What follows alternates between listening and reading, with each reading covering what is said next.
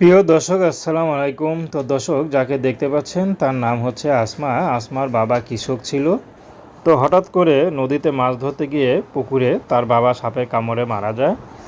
তো শেষমেশ আসমা এই গ্রামে মুরগি টুরগি পালন করে। তো তাদের একটা গরু আছে, তো তাদের ছাগল আছে দুইটা। তো এখন আসমা, তার মা আছে, তার ছোট একটা বোন আছে, মাদ্রাসায় পড়ে। আসমার বর্তমানে বিয়ের বয়স হয়েছে।